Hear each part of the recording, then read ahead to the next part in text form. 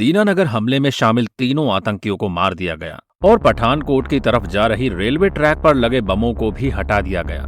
लेकिन पठानकोट शायद अभी भी आतंकियों के जहन में था और इसीलिए पठानकोट से खतरा अभी टला नहीं था। दीनानगर हमले के बाद पुलिस और सुरक्षा बल और भी चौकन्ने हो गए। देश में शांति का माहौल हो गया, लेकिन ये शांति ज्यादा दिन तक नहीं टिकी।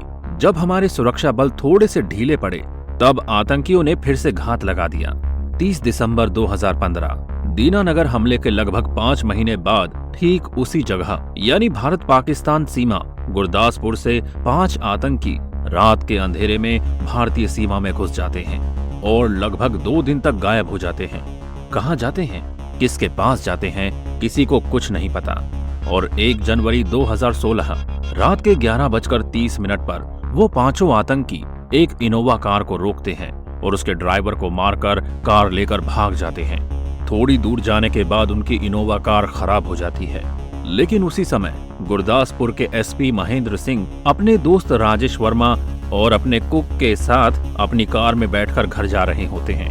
तभी कुछ लोग और जो इंडियन आर्मी की वर्दी में थे हाथ देकर एसपी की कार को रोकने के लिए कहते हैं। एसपी इंडियन आर्मी की वर्दी में लोगों को देखकर अपनी कार को रोक देते हैं। वो 5 आदमी वही आतंकी थे जो सीमा पार से आए थे।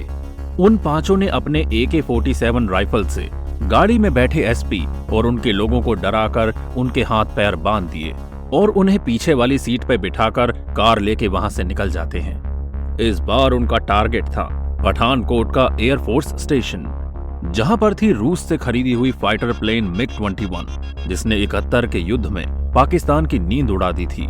इस प्लेन की अद्भुत क्षमता पाकिस्तान के लिए हमेशा से एक सरदर्द रहा है और साथ ही साथ पठानकोट का ये एयरफोर्स स्टेशन पाकिस्तान से सिर्फ 30 किलोमीटर की दूरी पे है और भविष्य में अगर युद्ध हुआ तो बॉर्डर से इतनी कम दूरी पे होने की वजह से इस एयरफोर्स स्टेशन से पाकिस्तान पे हमला करना बहुत आसान होगा। और इन्हीं बातों का डर हमेशा पाकिस्तान को सताता रहता है। पाकिस्तान सीधे से हमसे युद्ध नहीं लड़ सकता, इसलिए वो इन आतंकियों की मदद से हमारे फाइटर प्लेन और हमारा एयरफोर्स स्टेशन उड़ाना चाहता था। इधर आतंकी गाड़ी लेकर आगे बढ़ते हैं और कुछ किलोमीटर जाने के बाद न जाने क्यों बीच रास्ते में ही एसपी और उसके कुक को बिना मारे गाड़ी से बाहर फेंक देते हैं और गाड़ी लेकर आगे बढ़ जाते हैं। लेकिन आतंकियों के कब्जे में अभी भी एसपी का दोस्त राजेश वर्मा था।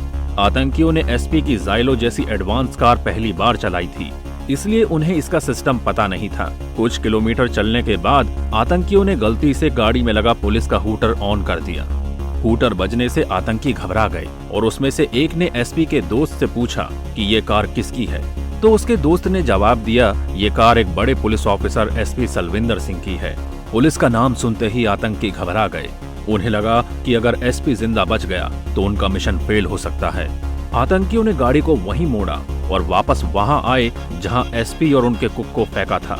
वो उन्हें मारना चाहते थे, लेकिन तब तक एसपी और उनका कुक वहां से भाग चुके थे। आतंकियों को जब एसपी और उनके कुक नहीं मिले तो आतंकियों ने वापस अपनी गाड़ी मोड़ी और अपने मिशन पठानकोट एयरफोर्स स्टेशन की तरफ चल दिए। रास्ते में आतंकियों ने अपने परिवार से बात की और उन्हें अपने मिशन के बारे में बताया। आतंकियों ने अपने परिवार वालों को हिम्मत से काम लेने और उनसे जन्नत में मिलने का वादा करके गाड़ी को एयरफोर्स स्टेशन की तरफ तेज रफ्तार में बढ़ाते गए। एयरफोर्स स्टेशन पहुंचने के बाद आतंकियों ने राजेश वर्मा को गाड़ी से बाहर निकाला और उससे बोला कि हम अपने टारगेट तक पहुंच गए हैं। यहाँ गोली चलाकर अगर तुझे मारा तो गोली की आवाज सुनकर इंडियन फोर्स चौकन्ना हो जाएगी और हमारा मिशन फेल हो सकता है। आतंकियों ने इतना कहने के बाद चाकू निकाला और राजेश वर्मा का गला रेत दिया और इसके बाद आतंकी दीवार कूदकर एयरफोर्स स्टेशन में दाखिल हो गए। इधर राजेश वर्मा ने अपनी शर्ट निकाली और उसे अपने गले में बांधा। इससे गले से खून निकलना कुछ कम हुआ। उसके बाद राजेश वर्मा सीधा भागते हुए एक बस्ती में पहुंचा। बस्ती में पहुंचकर राजेश वर्मा ने देखा कि बस्ती में सन्नाटा पसरा हुआ है। रात गहरी हो चुकी थी और लोग सो रहे थे।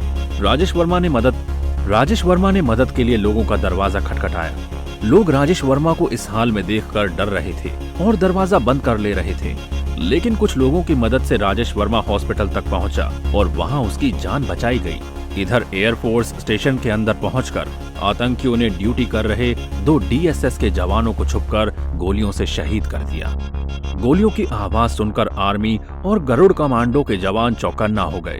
अब दोनों तरफ से गोलियां चलने लगी, लेकिन हमारे जवानों के पास समस्या ये आ रही थी कि रात के अंधेरे में आतंकी कहां और कितने थे, पता नहीं चल पा रहा था। आतंकियों के पास ग्रेनेड थे। वो कभी ग्रेनेड या कभी AK-47 से हमला करते। उनका असली टारगेट था MiG-21। 2 आतंकी MiG-21 की तरफ बढ़ने की कोशिश करने लगे ताकि वो उसे अपने साथ लाए विस्फोटकों से बर्बाद कर सके, लेकिन हमारे जवानों ने उनकी कोशिश को नाकाम कर दिया और उन्हें मौत के घाट उतार दिया। सुबह होने लगी थी और तब तक हमारे जवानों ने 5 में से 3 आतंकियों को मार गिराया था और सुबह के तकरीबन 11:30 बजे तक बाकी के 2 आतंकवादियों को भी मार गिराया गया। लेकिन इस मुठभेड़ में हमारे 2 DSC के जवानों के साथ साथ हमारा एक गरुड़ कमांडो का जवान भी शहीद हो गया। आतंकवादियों को मारने के बाद उनकी छानबीन की गई और उस छानबीन से पता चला कि आतंकवादियों के पास GPS system, hand grenades, AK-47 rifle और बहुत ढेर सारा गोला बारूद था, जिसका इस्तेमाल वो भारत के फाइटर प्लेन्स को धमाके में उड़ाने के लिए करने वाले थे। लेकिन हमारे जाबाज जवानों ने उनके इरादों को नाकाम कर दिया। छानबीन में ये पता चला कि 5 आतंकी पाकिस्तान के आतंकी संगठन जैश-ए-मोहम्मद से ट्रेनिंग लेकर आए थे। जैश-ए-मोहम्मद जिसका सरगना मसूद अजहर है, वही मसूद अजहर जिसे आतंकियों ने हमारे पैसेंजर प्लेन को हाईजैक करके भारत की जेल से छुड़ाया था, वही मसूद अजहर जिसने हमें बहुत सारे जख्म दिए हैं। और हम इस शो में इस मसूद अजहर की कहानी भी जानेंगे। इस हमले ने बहुत सारे सवाल छोड़ दिए, जैसे आतंकवादियों ने SP और उसके कुक को जिंदा क्यों छोड़ा, गला काटने के बाद भी SP का दोस्त बचा कैसे। SP का कहना था कि उन्होंने वहां से भागने के बाद सीधा पुलिस से संपर्क किया, लेकिन पुलिस ने उनकी बात नहीं मानी। आखिर पुलिस ने एक SP की बात क्यों नहीं मानी, इस पर बहुत सारी जांच टीम बैठी हुई है और आज भी SP सलविंदर सिंह के ऊपर जांच चल रही है। तो दोस्तों, ये था पठानकोट का हमला। अगले एपिसोड में हम सुनेंगे कि उरी हमले के तार इस पठानकोट हमले से कैसे जुड़े हुए हैं और किस तरीके से ये पठानकोट हमला भी उरी हमले की तरफ इशारा कर रहा था कि कुछ बड़ा होने वाला है। अगले एपिसोड में हम आतंकी मसूद अजहर की पूरी कहानी जानेंगे।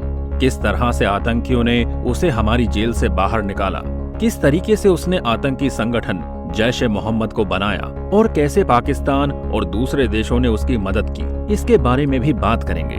मिलते हैं अगले एपिसोड में।